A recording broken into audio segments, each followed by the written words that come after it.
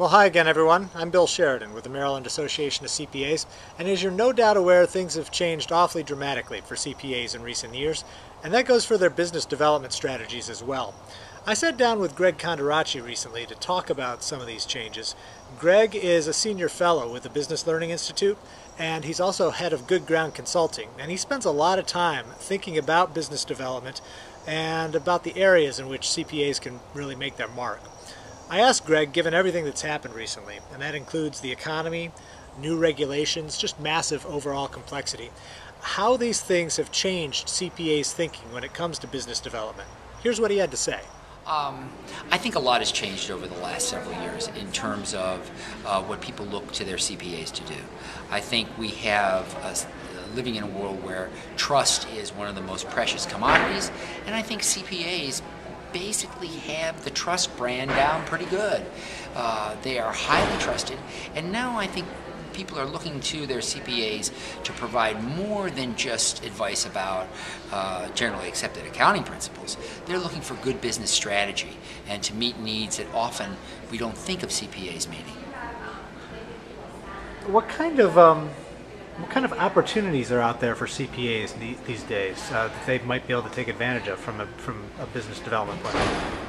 Well, if you stop and think, most of my decision as to whether or not I'm going to hire a professional is based on whether I trust them or not. And if you say CPAs are highly trusted, then I think there's a lot of opportunity. There are many, many things that CPAs can do outside of the more traditional things. And I'm thinking of different kinds of consulting that might be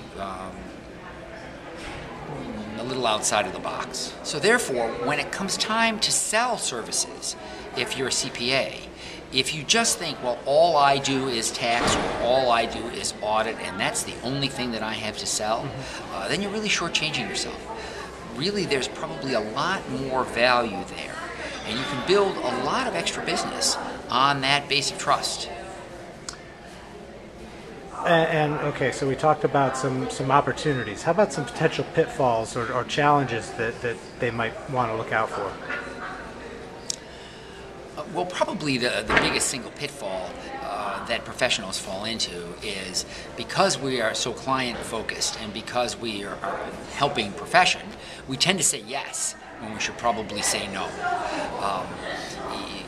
It's really important, I think, to be able to focus in terms of what kind of services you provide. If it's well outside of your expertise, I think it's probably not a good area to pursue.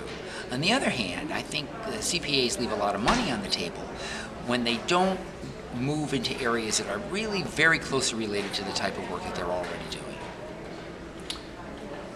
So bottom line, what's the most important thing that you think CPAs ought to be doing in this area?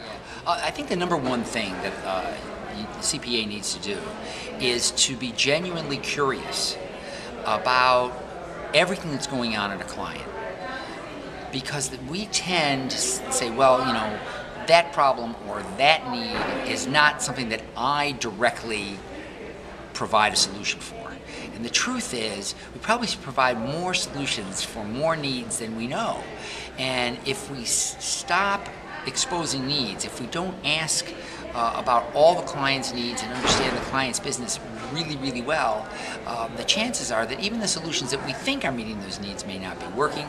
And also, if you ask the needs and you understand the needs really well, you have much more of an opportunity to sell other services because you've asked, because you understand, because you've exposed needs, perhaps needs the clients didn't even know they had. You are highly credible when it comes to offering solutions to those needs. If you don't ask the needs and you just try to push the solutions, it's going to be an uphill battle and very difficult to sell. Greg Conderacci, thank you so much for joining me. I appreciate it. Thank you. My pleasure.